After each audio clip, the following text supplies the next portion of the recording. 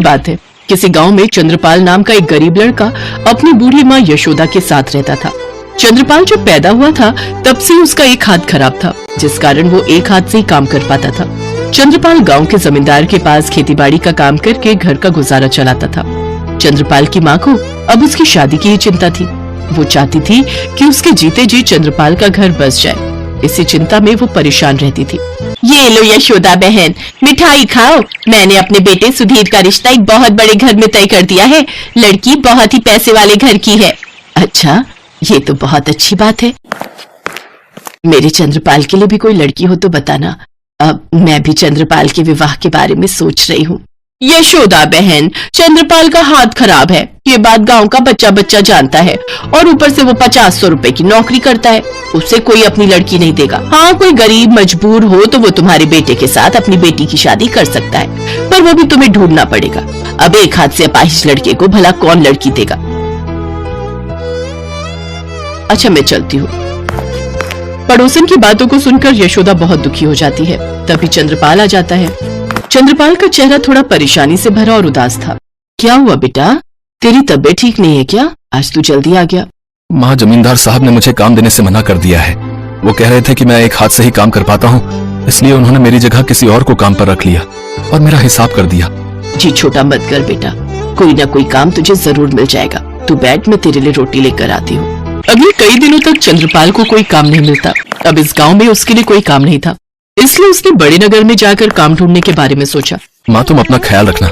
जैसे ही मुझे कोई काम मिलेगा मैं तुरंत तुम्हें अपने पास बुला लूंगा। अपना ख्याल रखना बेटा, मेरा आशीर्वाद तुम्हारे साथ है। तुम अपने हर काम में सफल हो।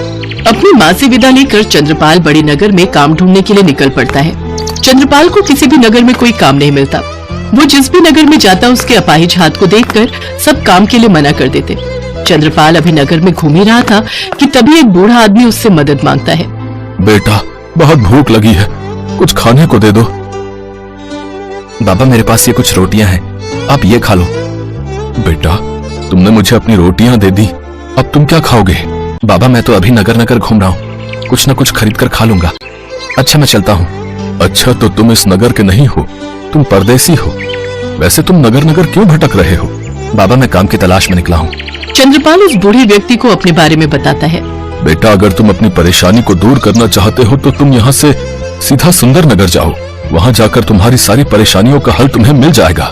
बूढ़े व्यक्ति के कहे मुताबिक चंद्रपाल सुंदर नगर पहुँचता है। बूढ़े बाबा ने मुझे कहा था कि मेरी सारी परेशानियों का हल मुझे सुंदर नगर में मिलेगा, पर यहाँ तो कोई है ही नहीं। यहाँ तो सारा बाजार बंद पड़ा है। यहाँ मुझे क्या काम मिलेगा? कहीं मैंने यहाँ आकर कोई गलती तो नहीं कर दी? वो एक आदमी जा रहा है, उससे पूछता हूँ। भैया, जरा रुकना। बोलो भैया, क्या बात है? तुमने मुझे क्यों रोका? ये नगर में इतना सन्नाटा क्यों है? बाजार भी बंद पड़ा है। भैया, सन्नाटा क्यों नहीं होगा है? जिस राज्य की राजकुमारी की जिंदगी की आखिरी रात हो, उस राज्य में कैसी खुशहाली। राजकुमारी मधुरिमा को बहुत ही गंभीर बीमारी हुई है, जिसका इलाज बहुत ही मुश्किल है। तो किसी वैद्य से पूछा जाए कि इसका इलाज कैसे संभव है। महाराज ने बहुत से वैद्य और हकीमों को दिखाया है। उनका यही कहना है कि अब राजकुमारी सिर्फ सुनहरी गाय का दूध पीकर ही ठीक हो सकती है, पर सुनहरी गाय राक्षस कालकासुर की कैद में है। इस नगर में हम में से किसी में भी इतनी हिम्मत नहीं कि राक्षस कालकासुर को मारकर सुनहरी गाय ला सके। क्या तुम मुझे महाराज चित्रसेन के पास ले जा सकते हो? हाँ, चलो, मैं तुम्हें महाराज के पास ले चलता हूँ। वह आदमी चंद्रपाल को महाराज चित्रसेन के पास ले जाता है।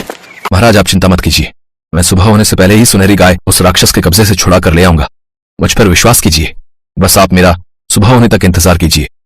युवक, तुम्हारे हौसले को देखकर मेरी भी उम्मीद बंध गई है। जाओ, ये कार्य संपन्न करके शीघ्र लौटो।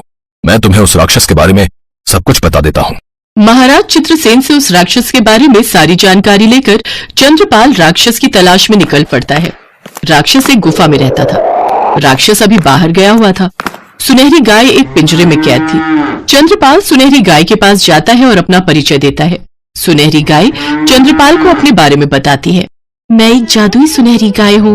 एक बार मैं अपने परिवार के साथ धरती लोक पर घूम रही थी, तब इस राक्षस ने मुझे देख लिया। ये राक्षस मेरी ही तलाश में था। उसने मुझे पकड़ लिया और अपनी शक्तियों से मुझे इस पिंजरे में कैद कर लिया। मेरे जादुई दूध का पान करके राक्षस अपनी शक्तियों को बढ़ा लेता है।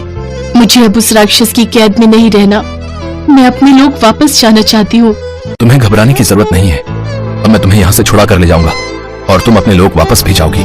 जैसे ही चंद्रपाल गाय के ऊपर प्यार दुलार से हाथ रखता है, उसका दूसरा हाथ अपने आप ठीक हो जाता है। चंद्रपाल, मैं एक जादुई सुनहरी गाय हूँ, इसलिए जैसे ही तुमने मुझे छुआ तुम्हारा हाथ ठीक हो गया। ये जादुई तलवार लो और उस राक्षस का खात्मा करो। चंद्रपाल के हाथ में एक तलवार आ जाती है। जैसे ही राक्षस आता है, चंद्रपाल उसके सामने आ जाता है। तू कौन है और यहाँ मरने क्यों आया है? मैं नहीं, तुम मारे जाओगे मेरे हाथ से। मैं तुझे कच्चा चबा जाऊंगा। डरो नहीं चंद्रपाल, ये तलवार राक्षस के पेट में घोंप दो, इससे वो मर जाएगा। जैसे ही राक्षस चंद्रपाल को मारने आता है, चंद्रपाल राक्षस के पेट में तलवार घोंप देता है और राक्षस का अंत हो जाता है। चलो सुनहरी गाय, आज तुम इस राक्षस की कैद से आजाद हो गई हो। सुनहरी गाय, हमें बहुत जल्द सुंदरनगर पहुंचना होगा, पर सुबह होने में सिर्फ कुछ ही देर बाकी है। हम इतनी जल्दी सुंदरनगर कैसे पहुंचेंगे? चिंता मत करो चंद्रपाल, तुम मेरी पीठ पर बैठ जाओ, हम कुछ ही पलों में उड़कर सुंदरनगर पहुंच जाएंगे। चंद्रपाल सुनहरी गाय की पीठ पर बैठ जाता है और गाय उड़ने लगती है। कुछ ही देर में वो राजमहल पहुंच जाते हैं। सुबह होने में अभी समय था। सुनहरी गाय दूध देना शुरू करती है और राजवैद्य सुनहरी गाय के दूध से औषधि बनाकर राजकुमारी मधुरिमा को पिलाते हैं। कुछ ही देर में राजकुमारी मधुरिमा को होश आ जाता है। चंद्रपाल, अब मेरा कार्य यहाँ समाप्त हो चुका है, अब मुझे जाना होगा। तुम्हारा बहुत बहुत शुक्रिया सुनहरी गाय, तुम मुझे हमेशा याद आओगी। इसके पश्चात सुनहरी गाय अदृश्य हो जाती है। चंद्रपाल, आज तुम्हारे कारण ही मेरी पुत्री को दोबारा जीवन मिला है, इसलिए मैं अपनी पुत्री मधुरिमा का हाथ तुम्हारे हाथ में देता हूँ।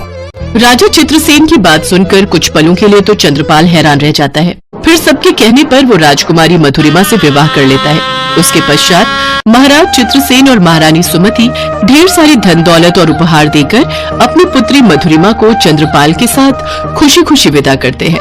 अपने पुत्र और बहू को देखकर यशोदा की खुशी का ठिकाना नहीं था। पूरा गांव चंद्रपाल की ठाट देखकर हैरान था। जो पड़ोसन यशोदा को ताने सुनाकर गई थी, आज वो भी शर्म से लज्जित थी। जमींदार और गांव वाले भी चंद्रपाल को खूब मान सम्मान देते हैं।